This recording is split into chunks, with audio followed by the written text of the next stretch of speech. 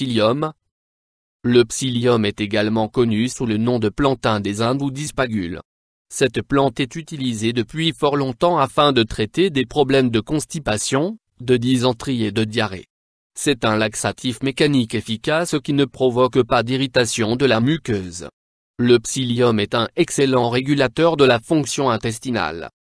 Forme et préparation: flocons, poudre, poudre effervescente, gélules, granulés, enveloppe de graines séchées. Propriétés médicinales du psyllium. Utilisation interne. Régulateur de satiété, grâce à l'hémicellulose, donne de la consistance au sel, stimule le péristaltisme, facilite le transit, laxatif. Abaissement du taux de cholestérol, abaissement de l'index glycémique.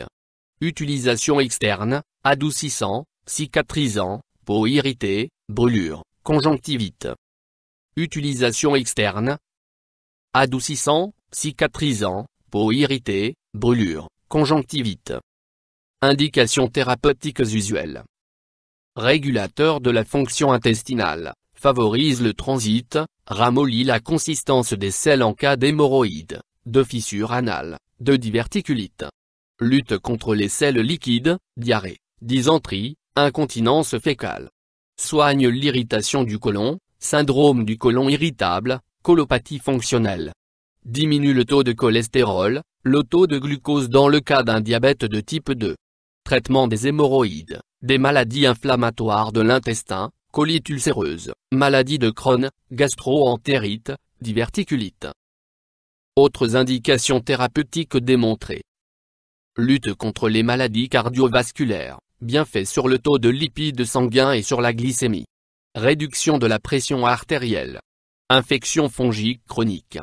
Traitement des brûlures légères, des irritations de la peau, de la conjonctivite. Histoire de l'utilisation du psyllium blond en phytothérapie. Le psyllium, ou plantain des Indes, est originaire des Indes, mais il est également cultivé au Pakistan. Toutefois, le plantain psyllium était déjà utilisé par les Égyptiens plus de 1000 ans avant notre ère pour ses vertus laxatives. En Inde et en Chine, il était régulièrement utilisé dans le traitement des diarrhées, des hémorroïdes ou même de l'hypertension. À la fin des années 1990, l'entreprise Kellogg a mentionné la présence de psyllium dans ses céréales, ce qui a ravivé l'intérêt pour cette plante. Description botanique du psyllium.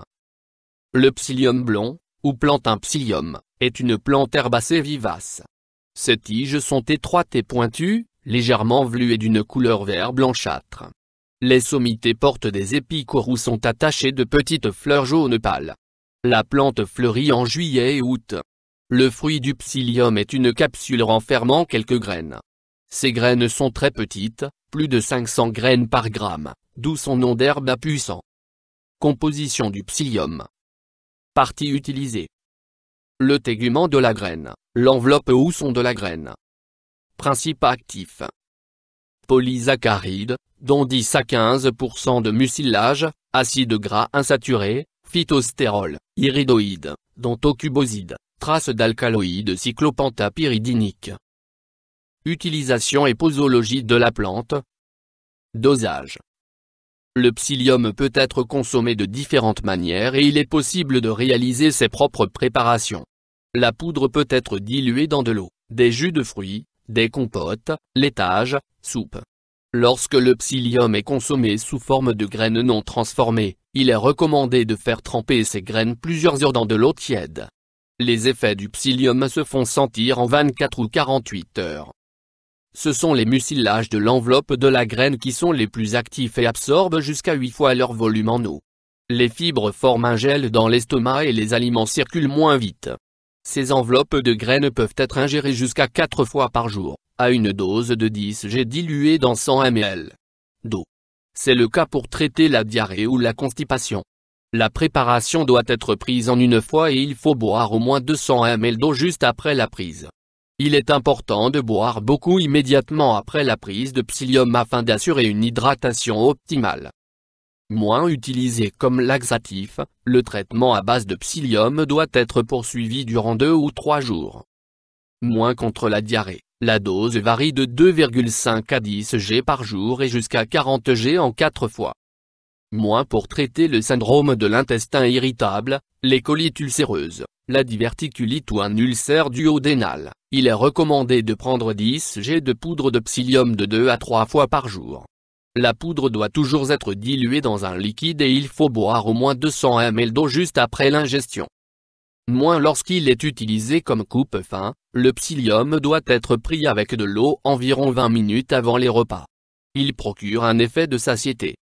Moins pour le traitement des peaux irritées ou des brûlures légères, il est possible d'appliquer le gel directement sur la peau lésée.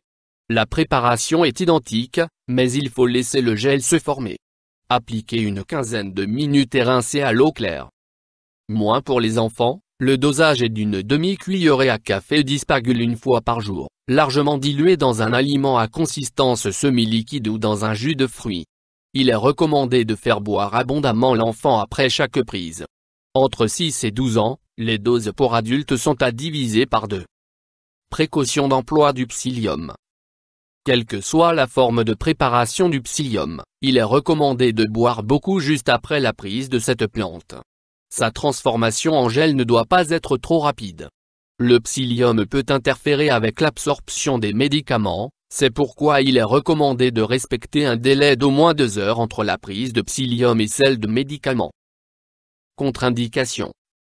Un traitement à base de psyllium ne doit pas être utilisé en cas de sténose intestinale ou œsophagienne, en cas d'obstruction gastro-intestinale ni lorsqu'il y a un fécalome. Effet indésirable. Une sensation de ballonnement peut se produire au début du traitement. Il convient alors de réduire la dose quotidienne de psyllium, puis de l'augmenter de nouveau progressivement.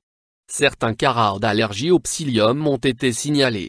Lorsque la quantité d'eau bue pendant un traitement à base de psyllium n'est pas suffisante, il y a un risque d'obstruction du tube digestif. Interaction avec des plantes médicinales ou des compléments. Le psyllium ne doit pas être pris au même moment que des compléments à base de zinc, de fer, de calcium, de magnésium ou de vitamine B12, car il peut nuire à leur absorption. Interaction avec des médicaments.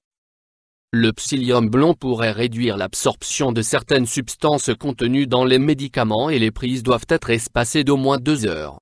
C'est le cas pour les médicaments à base de sel de lithium, de carbamazépine, troubles bipolaires et épilepsie, les médicaments pour le cœur, les fluidifiants du sang. Avis du médecin. Des bienfaits reconnus. Les vertus du psyllium sur le transit intestinal sont avérées, à condition de toujours utiliser au moins 30 ml d'eau par gramme de psyllium. Avertissement. De nombreuses préparations vendues dans le commerce ne sont pas à base de téguments de Plantago ovata pur. La recherche sur la plante. Des études tendent à démontrer l'efficacité du psyllium en cas d'hypercholestérolémie ainsi que sur la pression artérielle.